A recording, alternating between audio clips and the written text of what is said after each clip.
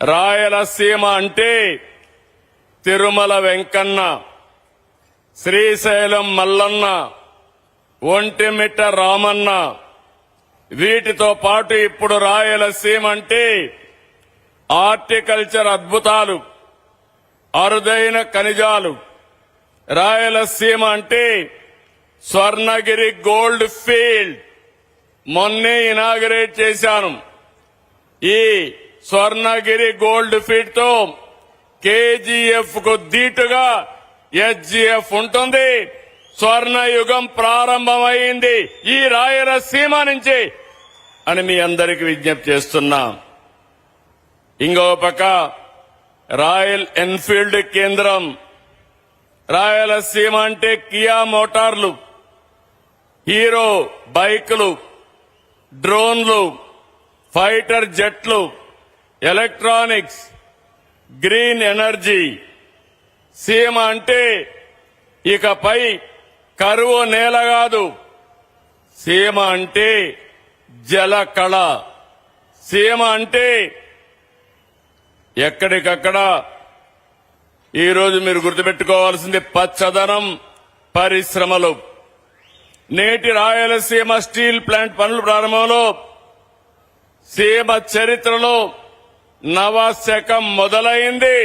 చేసి చూపించే బాధ్యత రాయలసీమ బిడ్డగా నేను తీసుకుంటున్నానని మరొక్కసారి విజ్ఞప్తి చేస్తున్నా.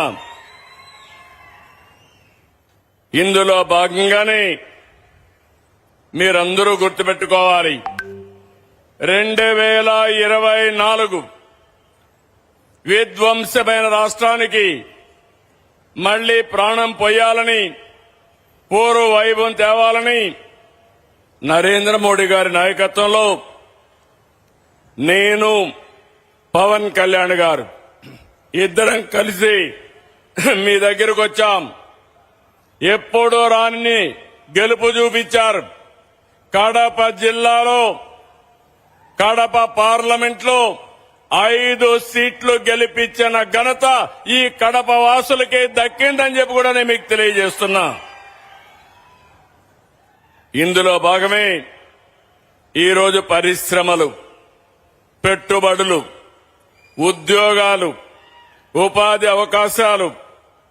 ఎన్ని అవాంతరాలున్నా, ఎన్ని అడ్డంకులున్నా, ఎన్ని అవమానాలు దాటుకుని ఈరోజు రాయలసీమ స్టీల్ ప్లాంట్ పనులు ప్రారంభించుకున్నాం. సీమ ప్రజలకి మనస్ఫూర్తిగా శుభాకాంక్షలు. సీమలో ఫ్యాక్షన్ పోయింది, మీ అందరికీ జ్ఞాపకం ఉంటుంది. 95లో ముఖ్యమంత్రి అవుతానే నేను ఒకటే ఆలోచించాను, ముఠాలు పోవాలి, ఫ్యాక్షన్లు పోవాలి. నా రాయలసీమలో పారవలసింది రక్తం కాదు, నీళ్లు పారాలని, సంపద సృష్టించాలని నిర్ణయం చేసి ముందుకు పోయాం. ఈరోజు ఫ్యాక్షన్స్ లేవు, కానీ నేరాలు చేసే రాజకీయ నాయకులున్నారు. నేను అందుకే అన్నాను, ఇప్పుడే ఆదినారాయణ రెడ్డి గారు చాలా బాధపడ్డారు. బాధపడి నా మీద కేసు పెట్టారన్నాడు.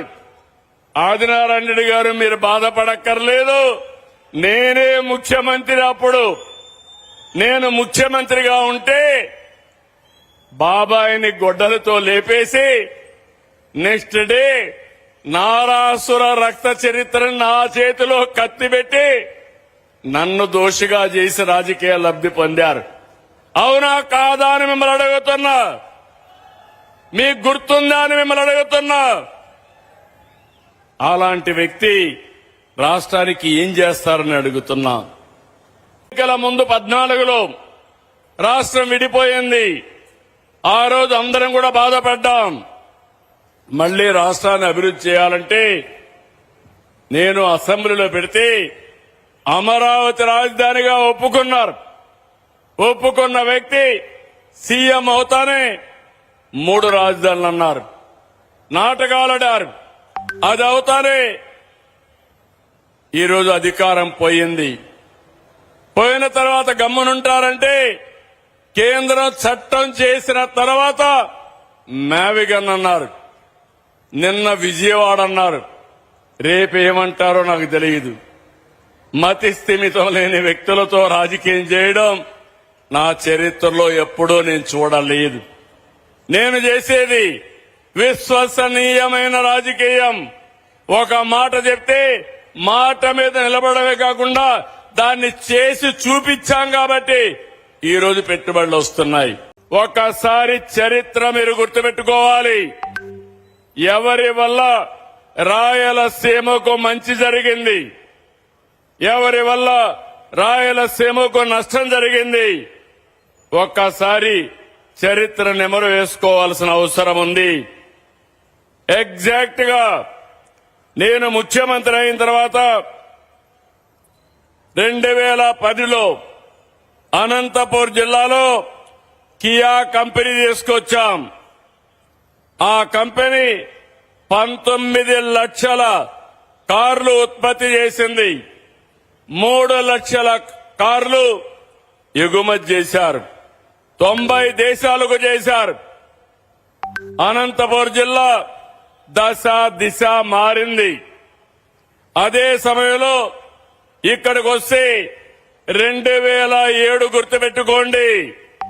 ఇదే జమ్మల మడుగులో 14,000 ఎకరాలు ఇచ్చారు. బ్రహ్మణి స్టీల్ అన్నారు, భ్రమ కల్పించారు, ఎయిర్పోర్ట్ కడతామన్నారు. ఇప్పుడు 2026కు వచ్చాం. కట్టారా తమ్ముళ్ళు అని మిమ్మల్ని అడుగుతున్నా, జరిగిందా అని మిమ్మల్ని అడుగుతున్నా.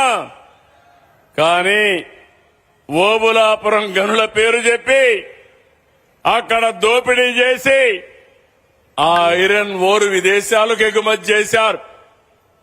మొత్తం స్మగ్లింగ్ చేసే పరిస్థితికి వచ్చారు. దేశంలో ఉండే ఖనిజ సంపద విదేశాలకు వెళ్ళింది. వీళ్ళు ఖజానా నింపుకున్నారు. తప్పు చేసిన వాళ్ళు జైలుకు కూడా పోయే పరిస్థితికి వచ్చారు.